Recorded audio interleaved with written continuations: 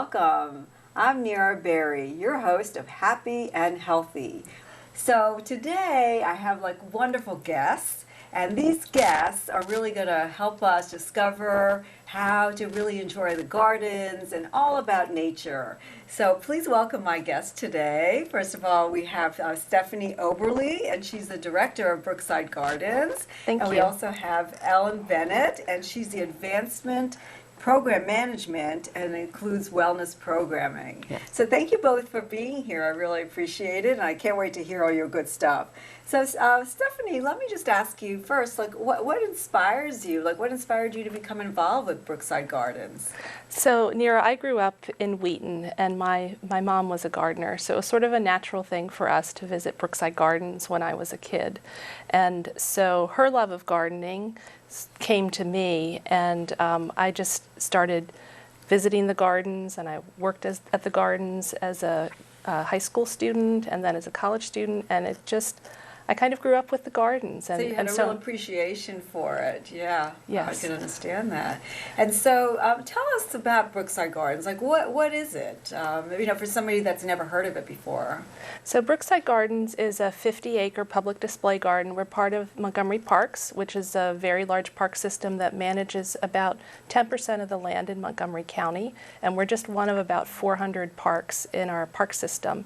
But the gardens is specifically a landscape of designed plants. We have formal and informal gardens, and we have about 400,000 visitors a year who come to enjoy the gardens, to learn about gardening, to interact with our staff, and learn skills so they can garden at home.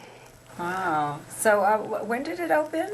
We're coming up on our 50th anniversary. We opened in 1969, and that seems like a long time, but in terms of a garden, that's not very long when you think how long it can take for a big tree to grow into maturity. So we're really coming into our maturity now. And so tell me, what makes Brookside Gardens stand out in the community?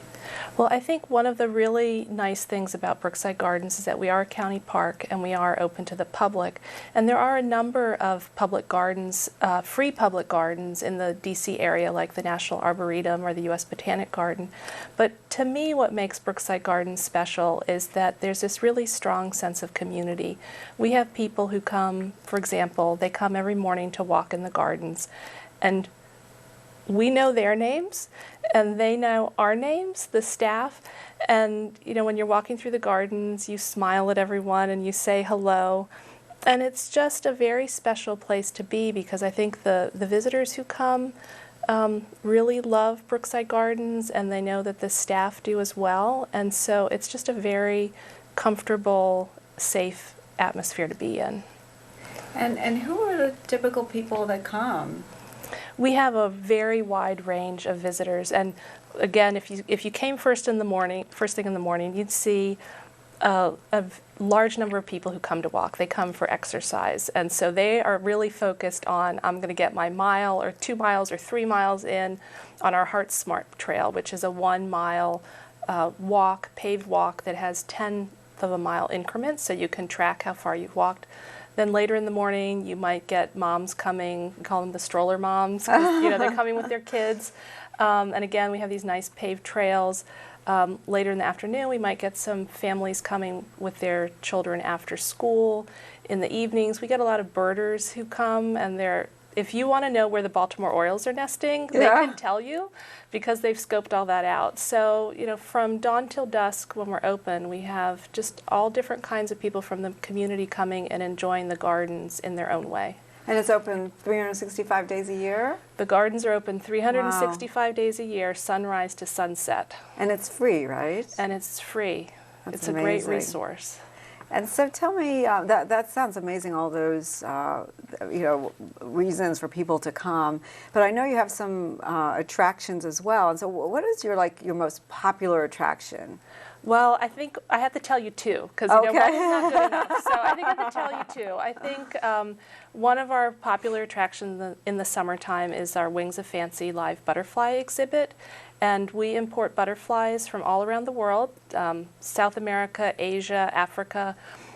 They come to us as chrysalids, which is the the stage of the butterfly between caterpillar and adult, and they emerge in our containment area because we're regulated by USDA, and then we release them in the conservatory, and so there can be hundreds of these beautiful butterflies from all over the world flying around the South Conservatory, which is really an amazing experience because usually in the garden you might only see one or two or three or a dozen, and here you're surrounded by hundreds. So that's for the summer.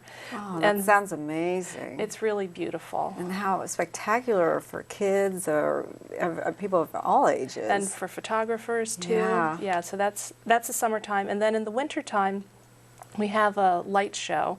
And ours is a little different from other ones in the area because you can walk through it. So you walk through the garden covered in lights, and all of the forms we make ourselves, and they are garden related. So maybe it's things you'd see in the garden like a flower or a frog, but they're larger than life. So it's almost like an Alice in Wonderland sort of feel. You can get a cup of hot chocolate, enjoy some music, see a performance in the visitor center, or see the train. So there's a whole range of things to do during the light show. And this light show lasts for how long? Like a month, or? It's usually from the weekend after Thanksgiving through the first weekend in January. Oh, that's wonderful. And it starts, I assume, like at dusk? It starts at dark, yep. And until what time usually? Between 9 and 10, depends if it's on the weekends or the weekdays. Wow, that sounds like an amazing activity, again, for, for anyone. Sounds beautiful. So thank you for that. I'm going to switch gears and ask Ellen, you're involved with the programming. Yes. So let me ask you, if you give me an overview of some of the programs that you offer. Sure, yeah. We offer adult and children's programs year-round. And our children's programs are, we offer for MCPS, Montgomery County Public Schools curriculum. So all grades come and have programs that are curriculum-based. They might focus on pollination, pollinators, seeds, how to garden. So we have a lot of children coming year-round, and it's really great because they discover things like a seed grows into a giant tree. And when you see them make that discovery, they're just amazed. They can't believe that a giant tulip poplar came from a seed this big. So we have a lot of children's programs that focus on those types of things. Excuse me, we also do adult programs. And those adult programs are a range of things, maybe how to prune, how to plant a vegetable garden. So our hands-on programs are really the most popular, though. We do a lot of container gardening programs.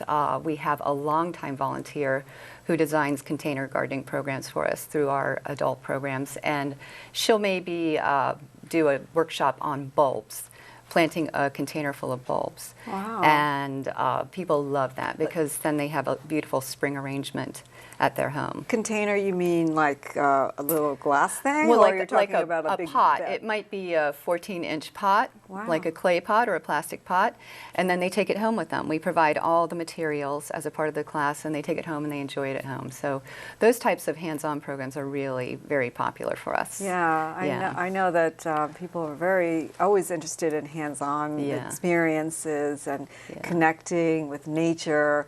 And I know the gardens are relaxing. Just to walk through them, I'm sure they get their fill of relaxation and beauty. But I know you also have some wellness programs, is that correct? We do, yeah. We have a variety of programs right now. We have a yoga program on weekend mornings. And we have people come, and it's an outdoor yoga program, which is unusual. Oftentimes people go to a studio for their yoga, but we do it in our Japanese tea house, which is over the water, surrounded by trees, and it's really an unusual experience. So the yoga itself is great for your physical wellness, but there are a lot of mental and emotional benefits to yoga, and when you do it in a natural setting, they're trifold. You really get a lot out of a yoga class that's taught out of doors in a garden. So that's one example. We also we do programs like healing with herbs, herbal healing. So maybe the instructor would teach students how to make a tea from something like chamomile, which is good for inflammation, or how to use thyme to help with a cough, or calendula, which is a flower which can be helpful in helping to heal wounds. So that's just another opportunity to use plants and the gardens in a more wellness aspect. So there are many opportunities. We are planning other programs related to wellness as well. Maybe a stroll for wellness is something we're coming up with that's new. Yeah, I want to hear more about that. You also mentioned, wellness programs that you're instituting. I know that you have a labyrinth there as well. We do, yes. Thank you for mentioning that. We have a wonderful labyrinth. A labyrinth it's almost like a maze, but there's only one way in and one way out. And our labyrinth is basically a pattern on the surface of the ground. And people come to walk the labyrinth. And labyrinths have really great wellness effects because you can meditate as you walk the labyrinth. People use it for healing, people who are dealing with trauma, people dealing with stress. So we have labyrinth walks where it's actually guided. And the instructor will show people how to walk through the labyrinth and also meditate and have a lot of benefits from that experience. So it's really a nice feature of the gardens that people can come and use anytime. Wow, I know that there's amazing features that you have and other programs, and I want to hear more about it. We're going to just take a little short break, and then we're going to come back and hear more. So I'm Nira Berry. I'm the host of Happy and Healthy. We're going to take a short break, and so stay tuned. We'll be right back.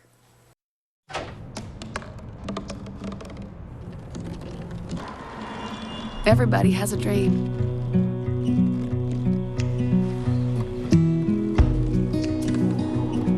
Mine was to see the ocean.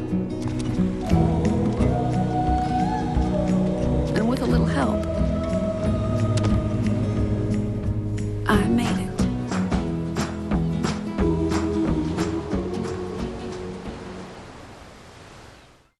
Hi, welcome back. I'm Nira Berry, your host of Happy and Healthy. And we're speaking with Stephanie Oberle and Ellen Bennett from Brookside Gardens. And so, Ellen, let's continue. You were mentioning that there's a program called Stroll for Wellness. Is that it? Or Stroll in the Forest? Tell us about that. Yeah. Well, it's a program that we are developing. We think we're going to call it the Stroll for Wellbeing, actually. But it's modeled after a program that already exists at a garden called Montgomery Gardens in Florida. And there's also a very similar program at Blodell Preserve in Washington State.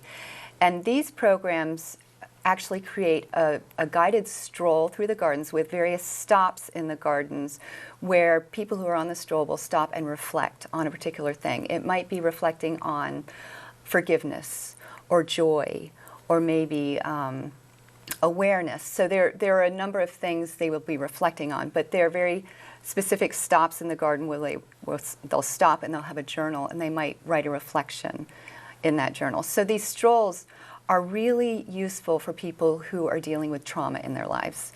People who might be suffering from PTSD or depression or even dealing with cancer in their lives or cancer in a loved one. So it's an opportunity for them to come to the gardens and heal from whatever it is they're dealing with in their lives. And these strolls in the other gardens have been shown to be very, very helpful to these people. So we would like to do something similar at Brookside Gardens, and we're in the process of developing it now. And will they be guided? And will they have different themes? Like, let's say every day will be a different theme? Right. So yes, they will be guided. We'll have staff that will guide groups through the garden on these strolls. And the themes are laid out in a journal, a program. And so the whole program goes over a period of weeks. And so maybe one day they'll come and they'll go to 3 stops and have 3 reflections. And then when they come back the next time, they'll go to 3 other stops.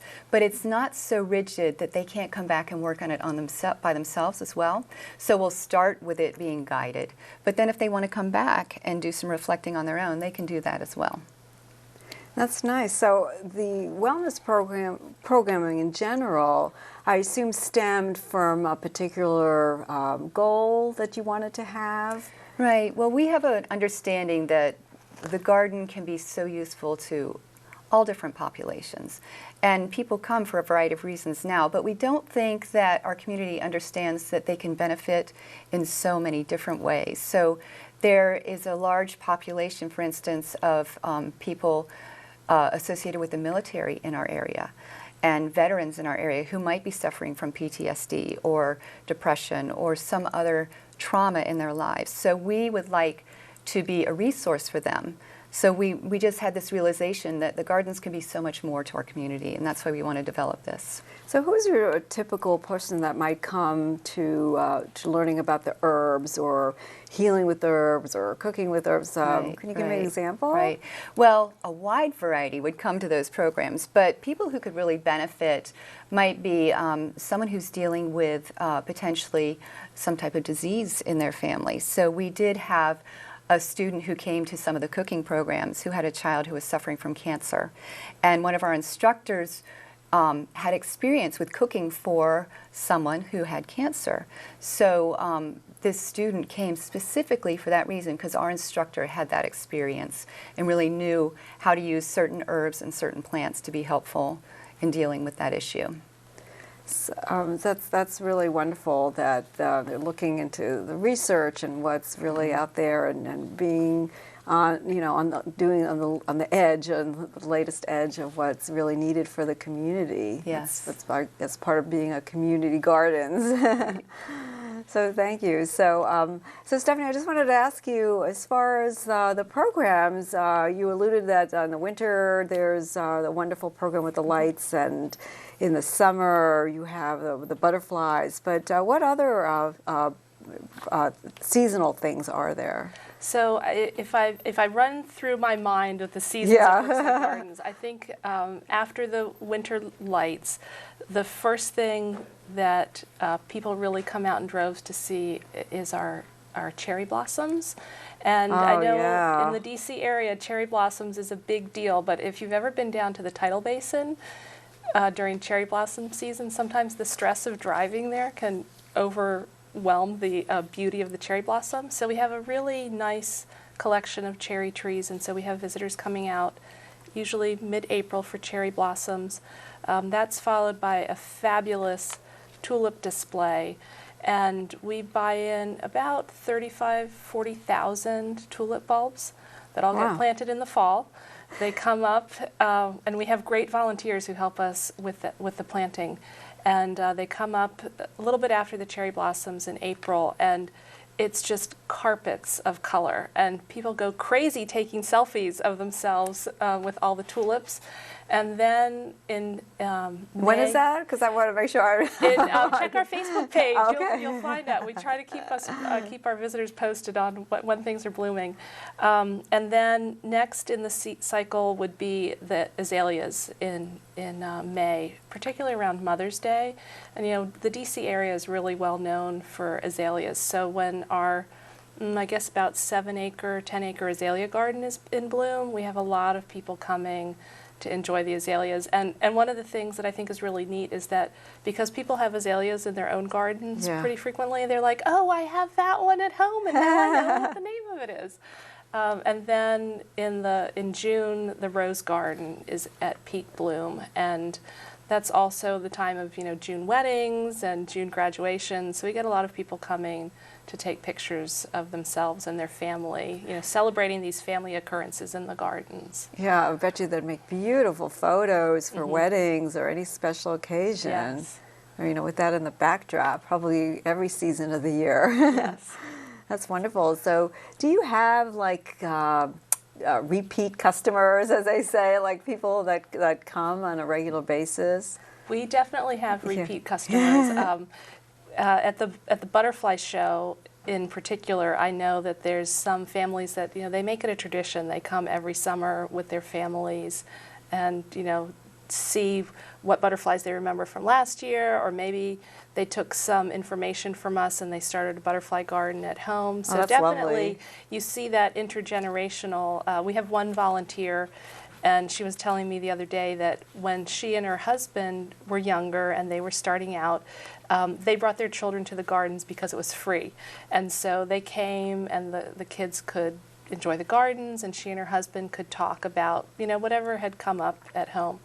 Well, now her children are grown, and they have children, so now she and her husband come and they bring the grandkids. So I think that multi-generational, people know the gardens is a great place to visit, and they come back over the years with their children and their grandchildren. Yeah. Like Ellen and I were talking, we have one volunteer, and he can no longer volunteer with us, but he comes every day to walk, and he has his certain benches that he likes to sit on, you know, partly to take a rest, but also to enjoy those views of the garden. And I think when you're a frequent visitor, you really come to appreciate those seasonal changes of, you know, what's growing, what's blooming, what's changing, and you anticipate those changes in the season. And there's probably, you mentioned the benches, there's probably some really beautiful places. I know when I've been there, there's like a gazebo, and what are some other popular sites that people like to visit? Well, I think Ellen mentioned the Japanese tea house, which Yeah. has this beautiful, expansive view of the Goody Garden, ponds and hills, and people love to go there to watch the turtles and the frogs, which I know they aren't flowers and plants, but it's okay. It's part of nature. And then in the Fragrance Garden, which is a really popular wedding spot, there's a beautiful shady gazebo, and if you sit there, particularly in the late evening when all the flowers are releasing their fragrances and the air is kind of still, it's like being in perfume. It's really a lovely place.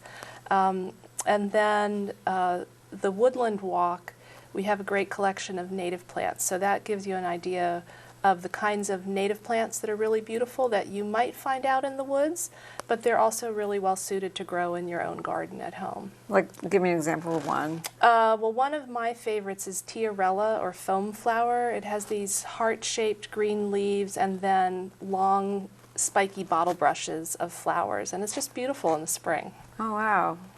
I'm sure I've seen it, but I didn't know that's what it was called. That's really Well, nice. we have plant labels too, so you could find the plant labels. Little like cheat sheets that you Cheat make for sheets, people like me that may not be expert in it.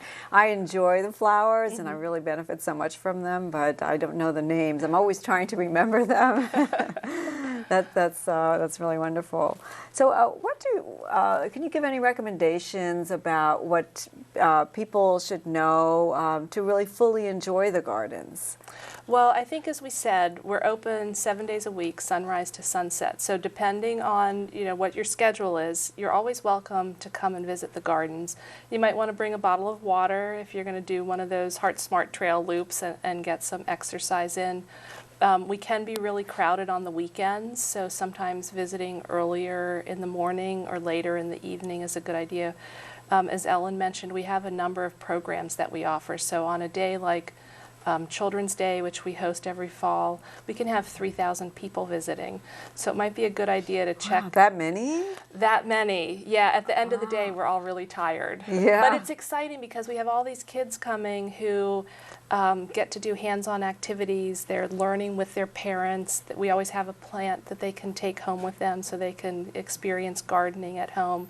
But it is a well-controlled chaos. You know, we bring everybody in, all hands on deck, so that these kids and their families can have a great time in the garden. Wow, that sounds really, really wonderful. And I've visited there, but it sounds like there's just so much more to see and do for everybody of every age and every time of the year. And so, if people wanted to find out more information, can you give your website information? Sure, you can find us at www.brooksidegardens.org. We also have a Facebook page, Brookside Gardens. And we have a program guide, Experience Magazine, and people can sign up and have it mailed directly to their home twice a year. Oh, that's great. That's really good to know. And let me just ask you, Ellen, what's your favorite flower? Oh. Since it's a garden, so what's your favorite flower? My favorite flower is iris. Iris is it's a bulb, and it comes up in the spring, and many of them are purple. Purple's my favorite color. So I can see. Yeah, so I love that, but it's got a very unusual shape, so that's really my favorite, and it's kind Those of are fleeting. beautiful. Yeah, it doesn't last a long time, but they're gorgeous. Yeah. And Stephanie, what is your favorite aspect of the garden? Well, I think what I like the best about working at Brookside is being able to share it with a lot of people. And so I really enjoy walking through the garden and hearing how people are responding. Like at the butterfly show, people get so excited about seeing butterflies, or at one of our concerts, parents getting up and dancing with their kids. And so I think That's being wonderful. a part of that community and being part of this staff that can make that happen for people in our community, that makes me really happy. Oh, that's beautiful. Well, I we have to wrap up, but I really thank you both for being here, Ellen and Stephanie and Brookside Gardens. I thank you for sharing information about something that's so accessible to us here and so beautiful, and we can gain so much beauty and relaxation and pleasure from it. So thank you for all your wonderful information, your beautiful information. Thanks for having us. Thank you. My pleasure. So I'm Nira Berry, your host of Happy and Healthy, and we're going to just take a short break, and then we're going to come right back with my Good to Know segment. So stay tuned. We'll be right back.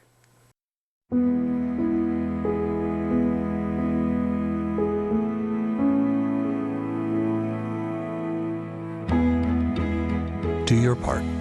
Visit feedingamerica.org/hunger and find your local food bank today.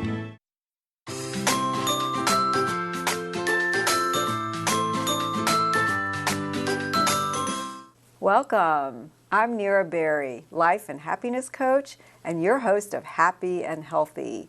And now I'm going to share with you what's good to know. And really what's good to know is that you can give yourself the gift of the present. And really, think about it. What are you doing right now?